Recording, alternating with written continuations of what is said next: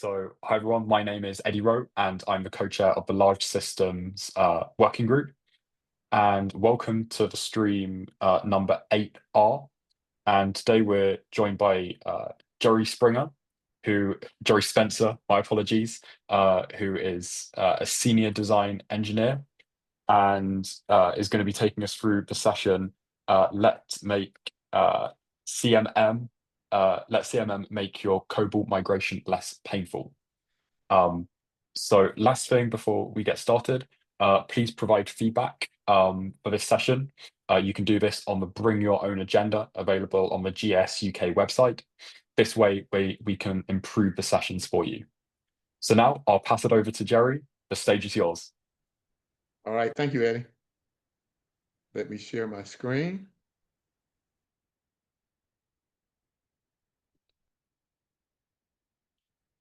All right, and welcome to the session.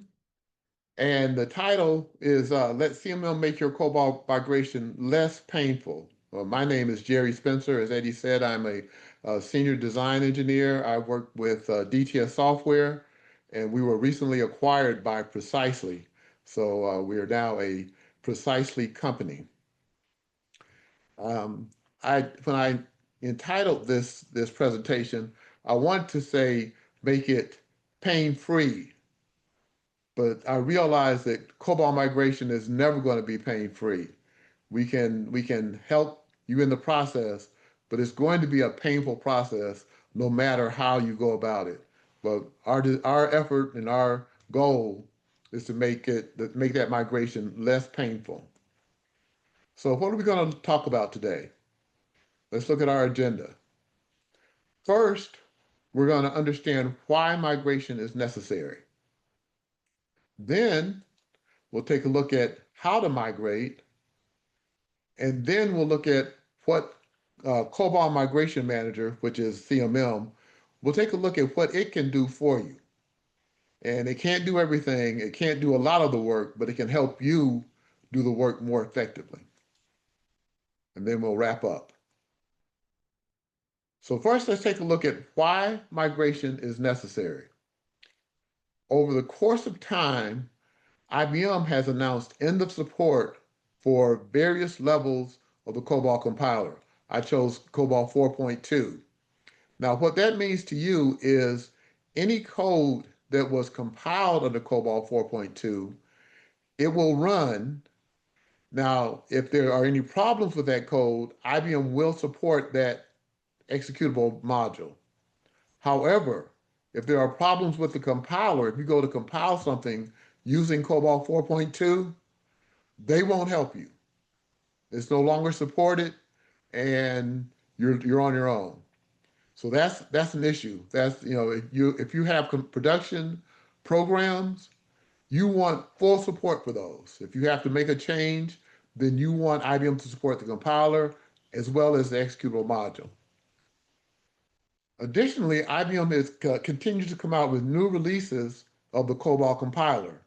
Now, these new releases offer new features, they offer better performance. So you have a desire to go to that COBOL compiler.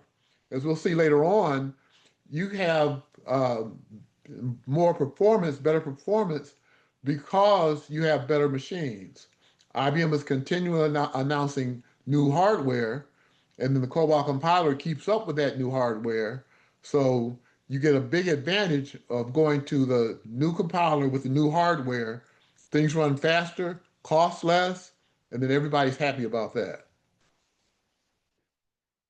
So those are the key points. You have better performance and more functionality.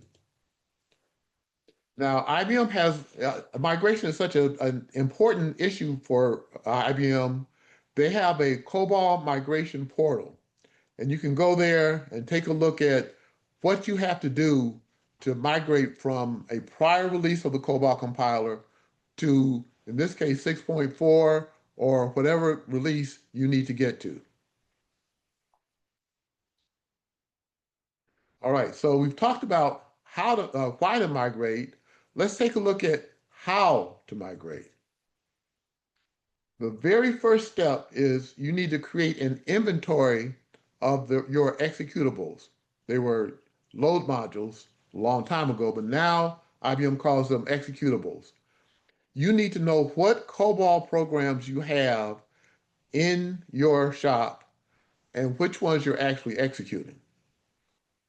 That leads us into eliminating unused COBOL applications to avoid costs and errors. Let's say you spend 3 months recompiling a program, testing it, making sure that everything is perfect with it, only to find out that it's not even used anymore. That's a waste. If you have a good inventory as well as a indication of what modules are actually used, then you can say, oh, this module hasn't been used. It's not something we're going to worry about. On the other hand, you can determine that, oh, look, this program is run every day, 10 or 15 times a day. We'll put this at the top of the list in terms of priorities because this is something that is used frequently, and we want to make sure that we get it migrated to the new release of the compiler. So you've got the programs you decide that you want to focus on. The next step to take is to recompile. You need to recompile these programs using specific parameters that IBM has provided to help your migration effort. Among them are numcheck and parmcheck. These options will, numcheck make sure that you have valid data in your program. A lot of times people weren't very careful in writing their code and they didn't take the steps to validate that the data was correct, make sure that there were numeric fields, but the program worked, it gave them the correct results, they were in great shape. Well, the new compilers will fail that program if it does not have valid data. And so now you've got a problem. This program is dying. You need to go back and fix it. IBM gave you parameters to check for this invalid data. And these parameters create code that is much slower than your production code, much slower than you want your production code to be. So this gives you the ability to put in these parameters, programs, determine that, okay, I've got valid data, everything is perfect, and then you can talk. So your next step, as I said, is testing. But it's so important 3 times. You have to test, test, test. You really want to make sure that all your bases are covered when you have recompiled these programs. Some of them might have been touched for years, but you want to make sure that this program is valid, it's going to give me the correct result, and it's not going to give me any problems just because I recompiled it to get to the new compiler. The last sentence, just because your data never had an issue before doesn't mean you're safe. And that's an important item. So you've done all your testing, you've run a parallel, everything is great, you're happy. At this point, you can compile again and remove the migration options that you added in the first compile. So you compile it again, you test it just enough to know that, okay, everything is great. It's just like it was when I was running it in test. And then you can move it to production and continue to monitor. Now, just because everything worked fine, there's always that one case that you didn't catch.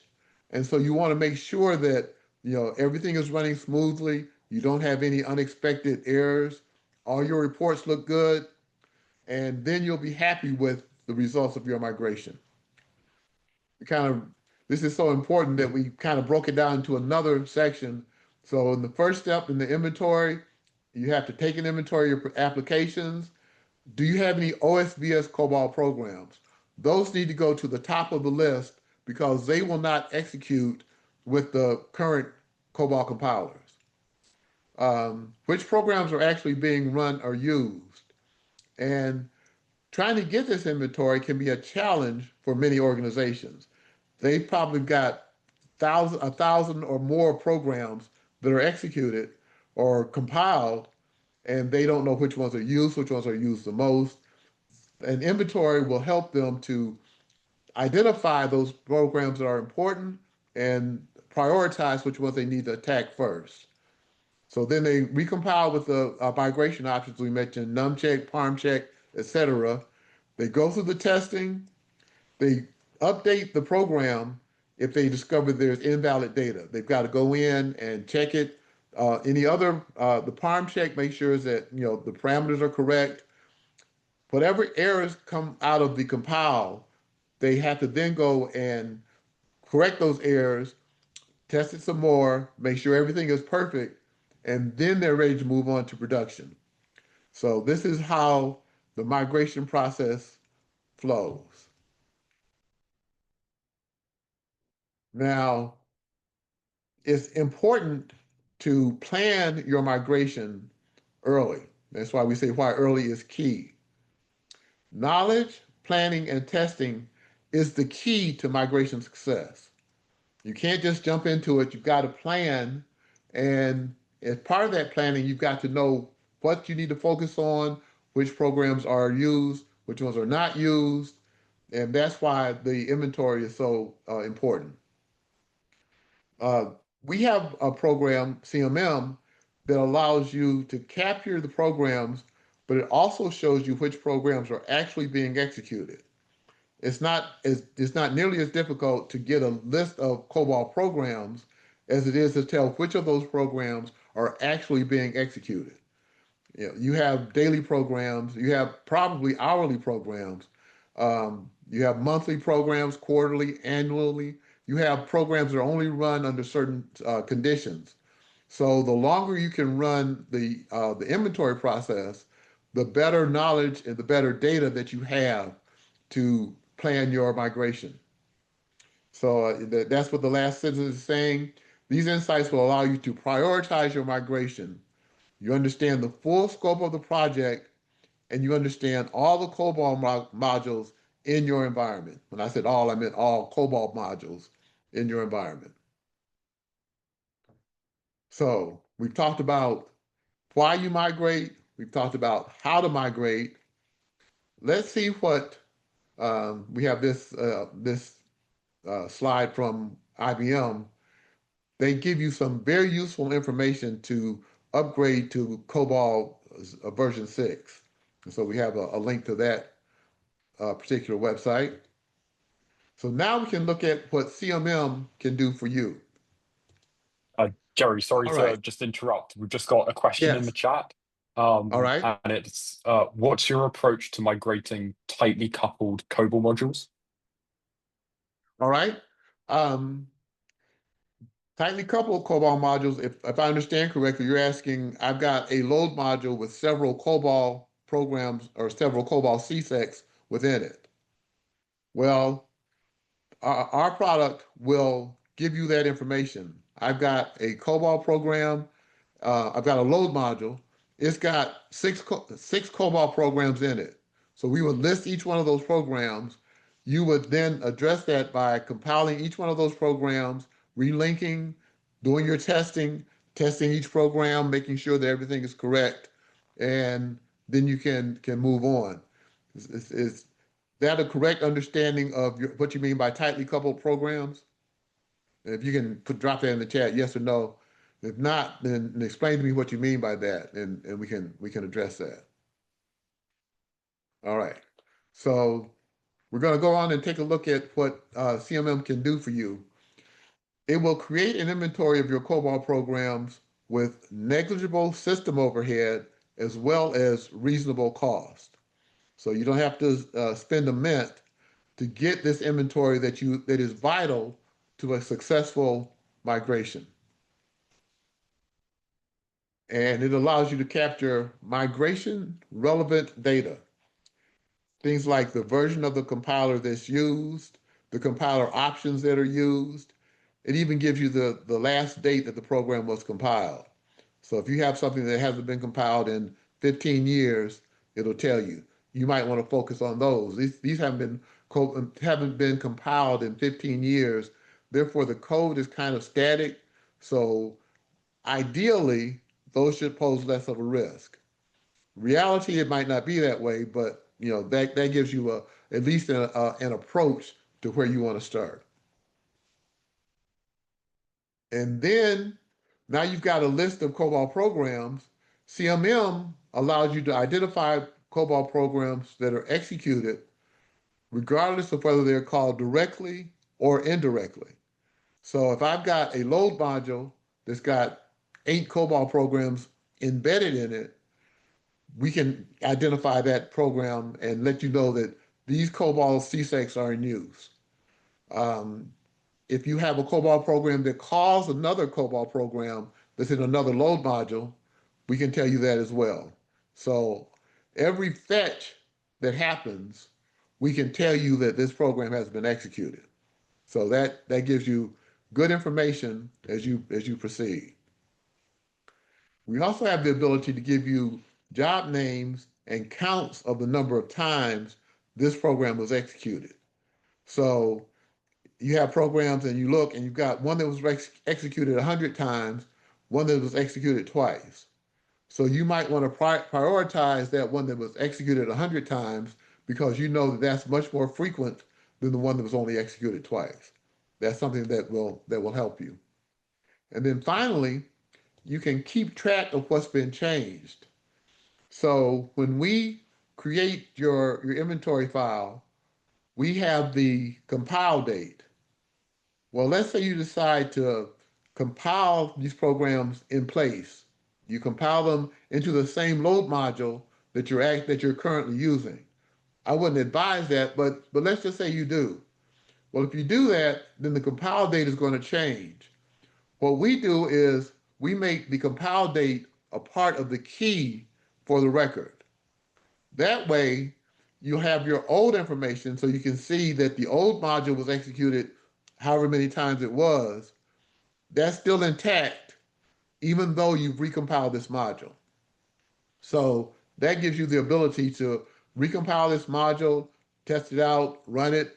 Oh, you got to do it again. You recompile it again.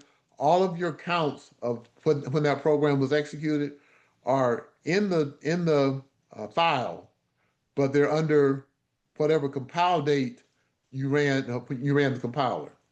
So that gives you information that you know what you're dealing with, and to me, it will make my life much more comfortable as I go forward. All right. So I've talked a lot about what CMM can do. Let's go take a look at what it actually can do for you. Get my TSO session over here. All right. So these are the install libraries that get dropped onto your system. I'm not going to go through the actual install. We have a video that shows you how to install our product, goes through the entire steps. What I'm going to do is show you how to use the product and show you the benefits that derive from using it. All right. So we provide several programs to you to allow you to set up your environment. So the first one is called CMM init. This job allows you to go into all of your load libraries that you want to specify and determine which ones are actually it tells you which ones are actually COBOL programs. You've got some COBOL CSECs in these load modules. It will give you that information. So I've already run that, and we run as a started task. And let me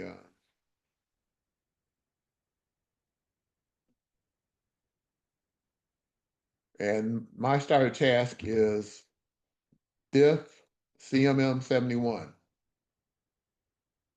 And it's up and running.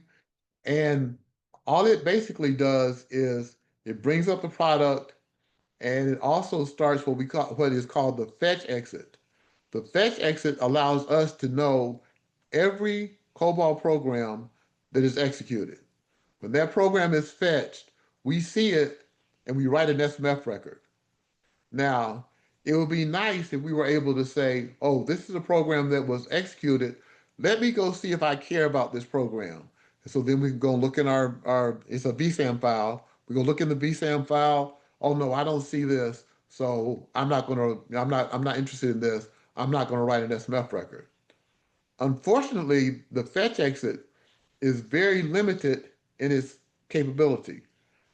You can't issue SVCs, you can't do IO, you can't do a lot of processing that it would take to determine that.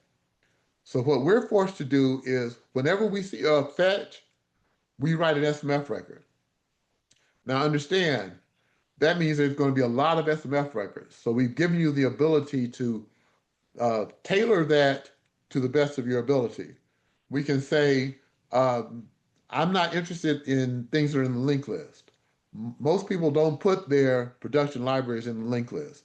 Now, if you do, that's okay because we also give you the ability to focus on data sets.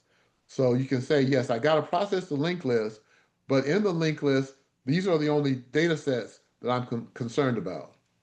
So that kind of limits the number of of SMF records that get written and keeps you moving on your way. All right. So that's our started task. Come back over here. And to me, the most important part of our product are your reports. And the reports tell you what is happening in your system. All right. So this report, this job, I'm sorry, produces two reports. The first report tells you the programs that have not been used since you began monitoring. Unfortunately, there are, at the present time, no SMF records. There's nothing that can tell you what programs have been executed. So this will allow, once you start running our product, we can tell you what programs have been executed, but we can't tell you anything that was executed before you started running us, unfortunately. All right, so I'm going to run this and it'll produce the programs that have not been used as well as a report of the programs that have. Let's go ahead and run that.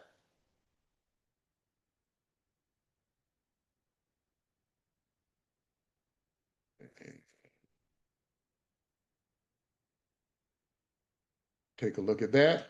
It ran successfully because it got a return code 0, and our reports are here. And here we have, these are the programs that have not been used. And as you can see, it has the compiler name. It has the compiler version. In this case, it's version 6, level 3. The status, that only comes into play if this program had been recompiled. And so then the status would be old because that this is the one that has the old compile date. And then we have the compile date as well. So you have all of that information as well as other things. You also have the compile options. So you can run a report and tell you all the compile options that were used for that program. So since we're talking about that, let's go run that report. And I was supposed to be all in good shape and have everything lined up, but as you can see, I tested, but I left some garbage around. So let me clean that up. All right. So this is the report that gives you the compile options for your program,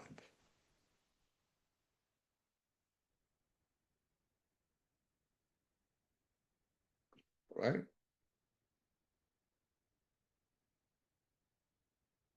And so it shows you, and it goes, I selected which compile options I wanted to see. And so we looked at numcheck, ABD, basically all the numcheck options, as well as the CA optimize option from basically Broadcom now. So we look at those reports. I think I limited it to only programs that were that had CA optimized. That's the nice thing about this report writer. You have the, let me get there. You have the ability to say, this is what I want to see. Now, in this case, I said, I only want to see the programs that have CA optimizer. I could also say, if we go back and look at uh, the previous job,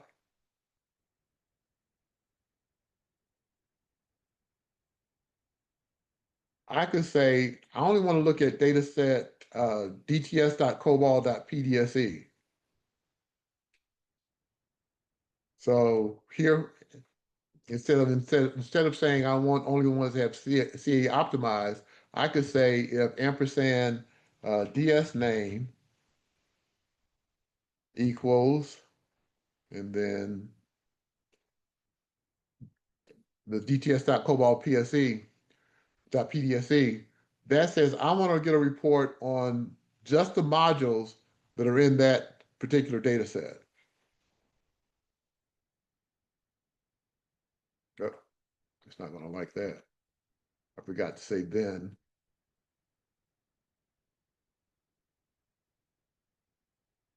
But it didn't complain. So let's go see what it said.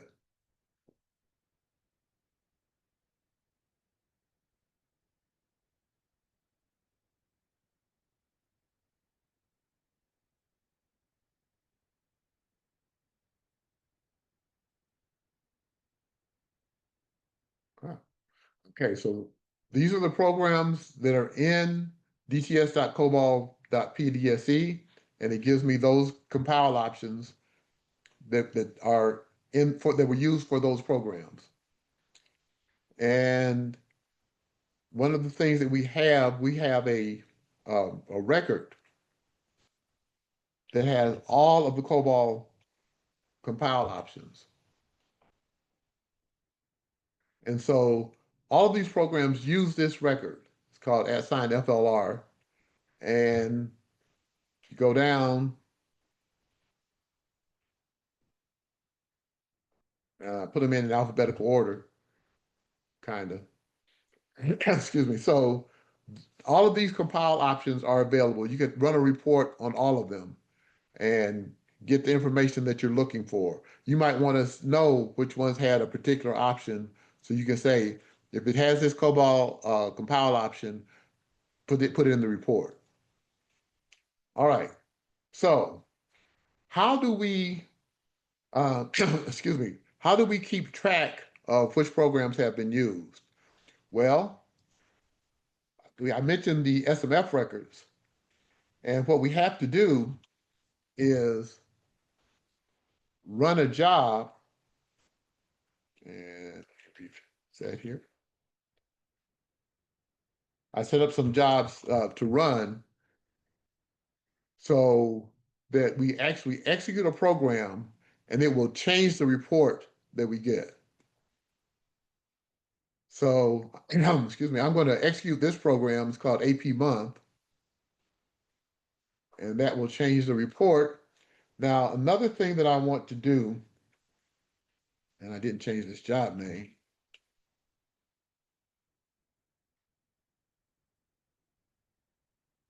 That's wrong one. Is show you that this program has not been executed, but I'm going to execute it now. And so the next time I run that report, it will say, hey, this program has now been executed.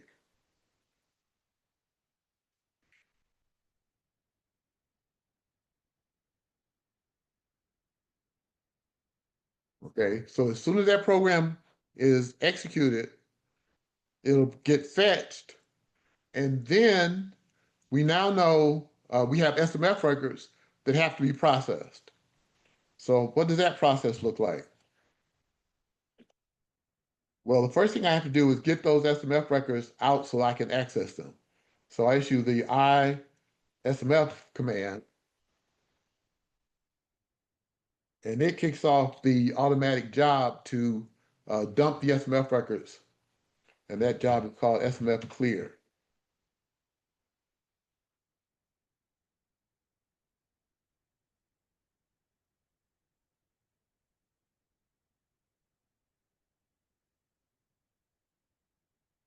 So we've got our SMF record number is a number that you can specify. I'm using 201, and we have 16 records that got written. Now, not all of those are going to be for I'm sorry, for modules that we're interested in, but among them, there should be those two that I just put out there. Let's come up here.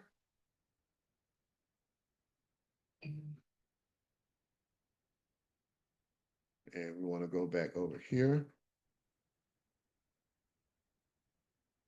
No.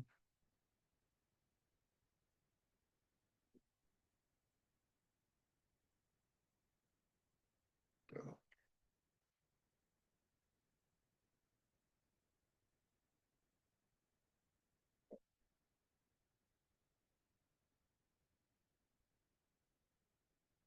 25.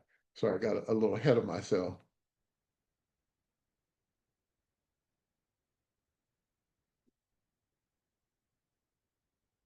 All right. So we're going to run the job that processes the SMF data. Okay. And I'm going to give it the name of the data set that just got created. And hopefully I copied that. I did. All right. So we're going to, using that SMF data, we're going to update our VSAM file.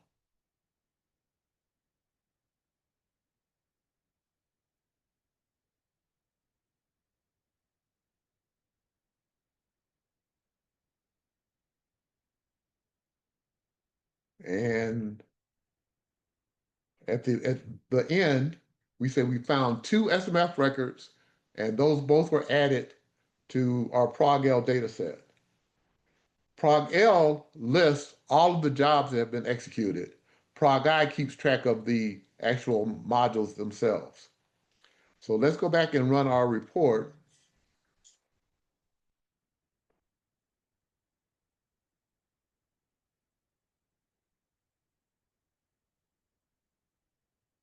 Okay, so I'm going to make this GSE like it should have been.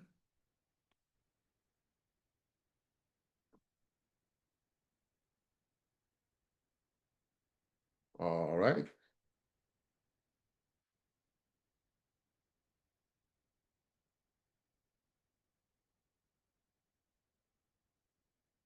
So we go and look, and that ED program is no longer there. It has now been executed.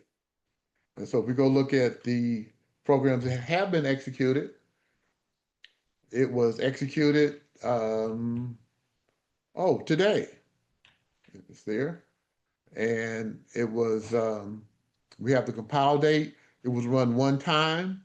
So this gives us up to the minute information when your SMF data gets dumped. So this is, I think, a very powerful tool. It allows you to get your compile options. The last thing I want to mention is that it also allows you to show the jobs that were written. I'm sorry, the jobs that actually ran that executed the COBOL programs. So in this, I just basically dump the ProgL data set rather than ProgI, and we'll get that information.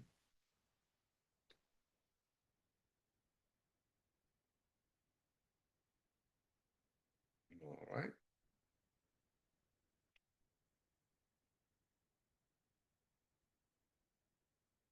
And so it shows you the various jobs that that yeah, that was GSC demo 2. I ran another program earlier um, yesterday to get that information, and we have some issues with that time. I'll check that out. But so you have all that information in the file. You can sort it like you want. You can select only what you want. So it gives you a lot of flexibility in reporting on the information that we have there. So we're going to wrap up here. Minimize that.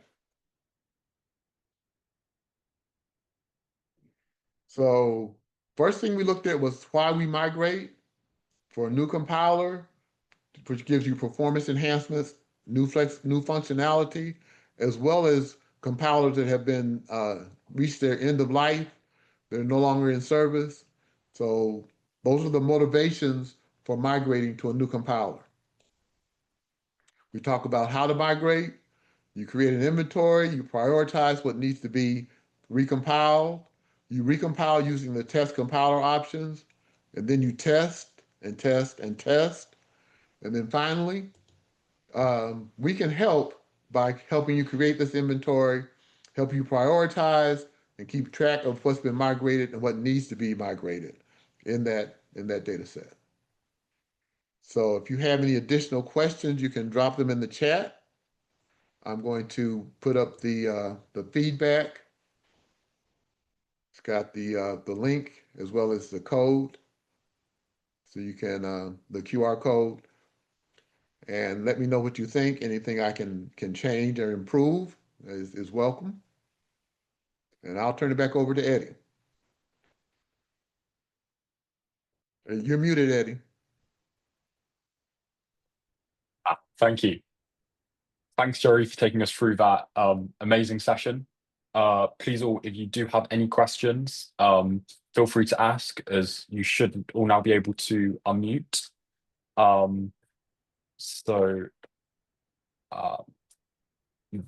Just checking the chat if there's any more questions. And then, yeah, as you did point out, a friendly reminder to please give some feedback. This is session code 8R, and you can leave feedback by going on the GS UK website and selecting the session, and then finding the feedback form to then complete the feedback, and that helps us to ensure that we address sort of any concerns you have with the session, and make these sessions as good as we possibly can. So just going to give a few seconds to see if there's any questions. I don't have any questions, just a comment. Great presentation, Jerry. It's also refreshing to see you use the 3270 screens as well. Brought a smile to my face. So there you go. Yes, I've been around a while, so. I'm tempted to ask though. So IBM's brought out Watson X in terms of helping customers with COBOL, and it helps with documentation or whatever. Do you not think there could be a synergy there with some of the stuff that you're doing? I don't know. I don't know that much about their Watson X capability, so it's hard for me to answer that. Okay, fine. All right. No, it's just curious. I'd encourage you to go and have a look, and if need be, reach out to myself already, and I'm sure we can send you some details. All right. I appreciate it. No problem. I'll do that. All right. Thank you, Jeff. So if no more questions, I'd like to say thank you very much for everyone attending this session. This is in fact our last session of the GS UK virtual conference for this year. So we'll be regrouping in the in-person conference in November. So looking very much forward to seeing everybody there. Final reminder to please complete the feedback for this session. And finally, thank you very much for all attending this session.